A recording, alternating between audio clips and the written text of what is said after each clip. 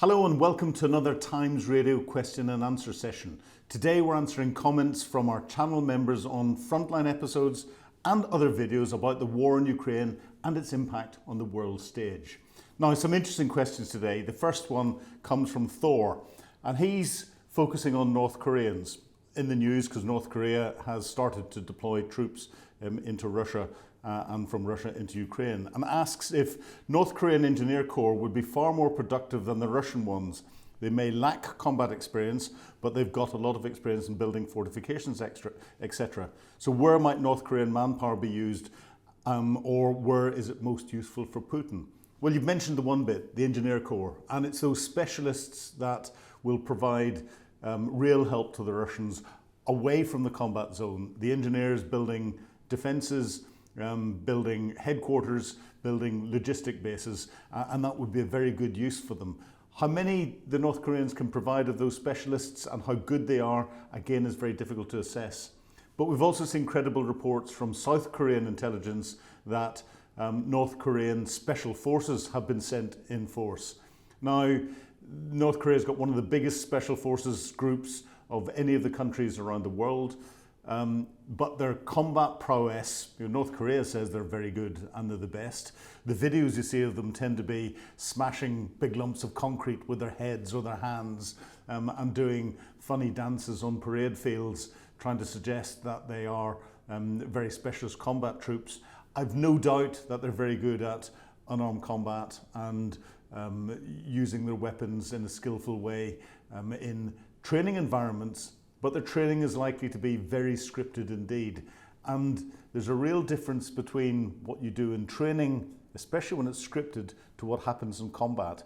So I think we will find that they're wanting in combat and probably about as good as an average, just basically trained Western soldier if they're lucky.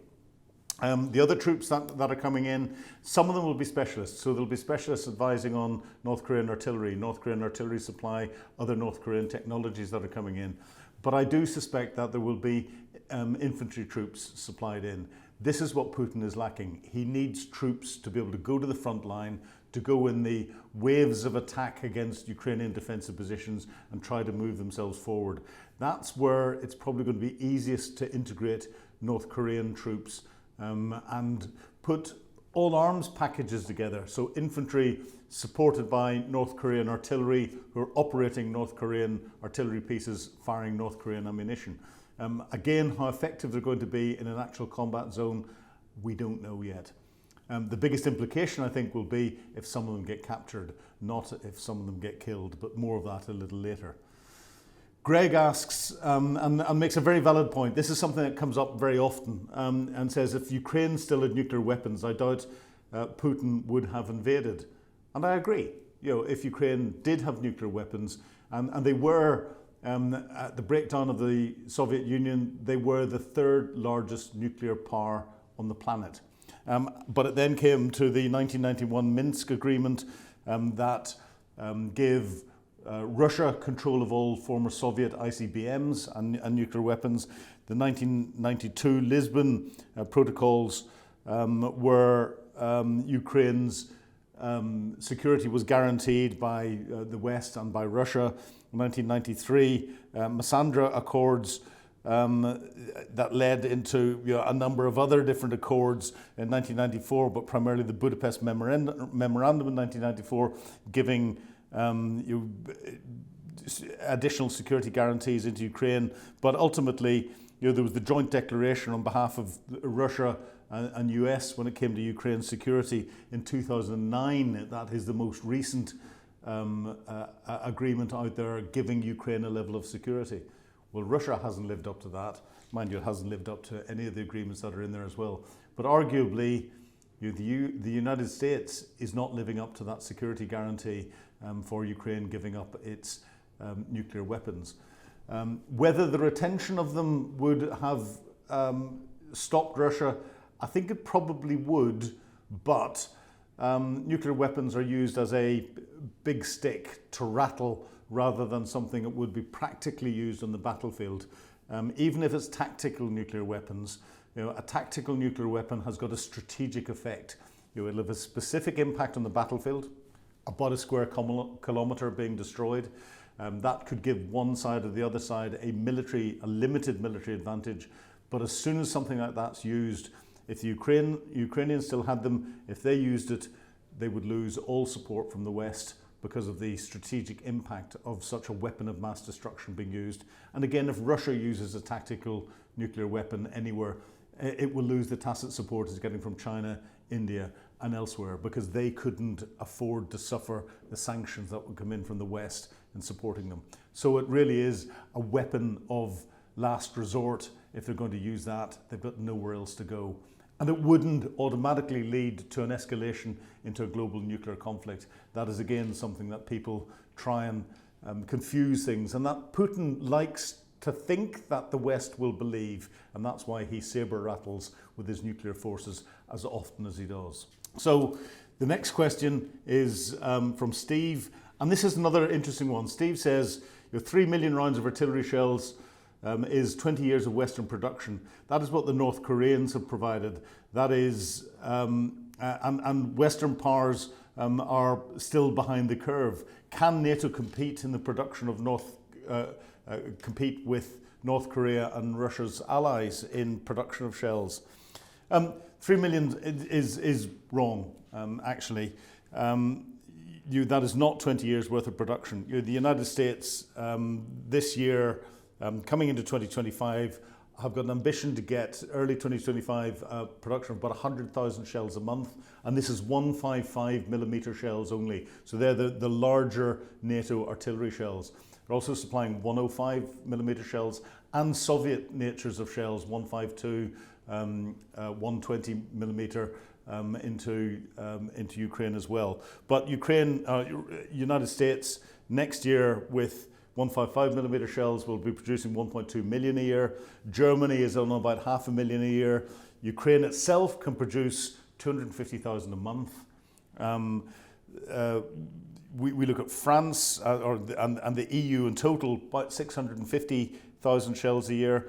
And the UK, in February 2024, was only producing 30,000 shells a month, which is 360,000 a year. But BAE Systems, who are the primary manufacturer, have been given a contract to increase that 8-fold as quickly as possible. So that's 2.8 million a year. So there's a significant number that are being increased. Our defence industrial bases have been found wanting till now. North Korea has got huge stockpiles and huge supplies, so it's getting millions in now. But we're beginning to address that.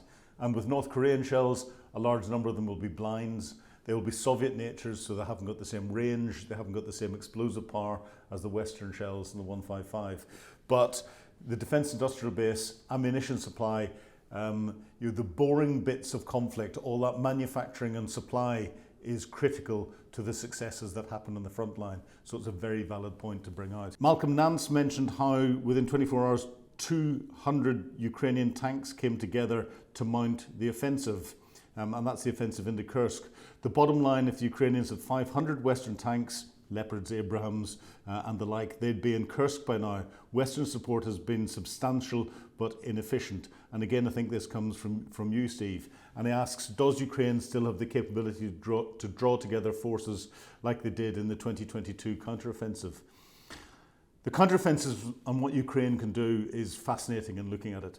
The West, whenever it looked at Ukraine's 2022 counteroffensive starting, automatically assumed that they would have the successes that they had in taking the big chunks of territory back in Kherson and Kharkiv, with very little Russian resistance. However, what they didn't have in Kherson and Kharkiv were the Surovikin lines, which are the defensive lines that have been built by a former Russian commander in Ukraine. And these lines are fantastic tank traps. They have got fire located on them from artillery, anti-tank systems, machine guns. They have got dragon's teeth to disrupt tanks. They've got minefields. They're an integrated defensive system. And there are different lines of them behind each other. So if one gets breached, you then have to get through the other. It's probably the most comprehensive defensive lines that we've seen in any conflict ever, and I include anything in the First or Second World War. And the Ukrainians didn't have in 2022, and they still don't have the military wherewithal to get through. And the two elements that are really missing, the first one is the ability to generate local air superiority. So whenever you're going to punch through a defensive line with a big armoured capability, what you need to be able to do around that is put a bubble. And that bubble is an air defence bubble that stops fixed wing aircraft being flown in and aviation, helicopters being flown in. And of course, we've got the drone threat in Ukraine. And if you can get that bubble around, then your land forces have got the ability to carry out their complex breaching operations on the ground to get through those defensive positions and then exploit through the other side. And that will take a long time because of the different lines of defence and the complexity that are there. But the other thing that the Ukrainians are lacking are the combat engineering assets to be able to get through those breaching lines. And they're building that up at the moment. This is where they're building their combat engineering up. The F-16s are going to be critical in creating that air defence bubble around, as well as ground-based air defence systems. So it's going to be, I think, mid to end 2025 before Ukraine is going to be ready to properly punch through defensive lines with heavy armoured formations. When it comes to Kursk, the defences weren't there. Why didn't they exploit further up to Kursk and all the rest of it? It's all to do with extending your lines of communication.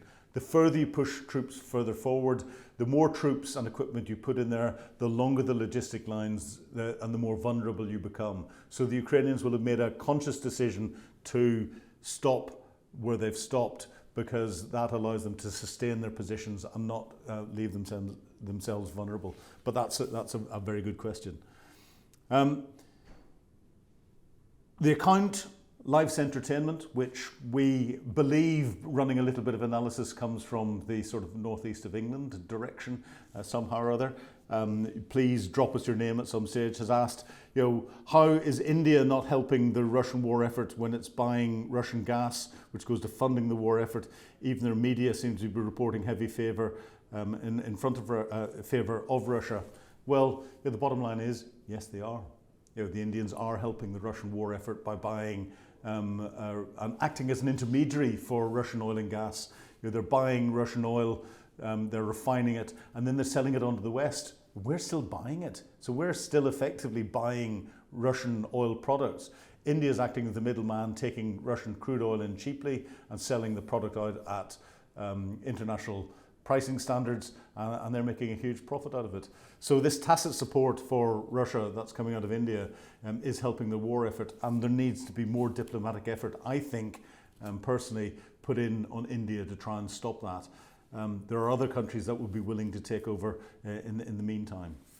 But fantastic questions again today. Please get more questions fired into the team, and we'll endeavour to answer them as quickly as we can. But that's all for this Q&A episode. If you want your questions on the war in Ukraine and its impact answered, sign up to Times Radio membership today, and thank you very much indeed for watching. Goodbye.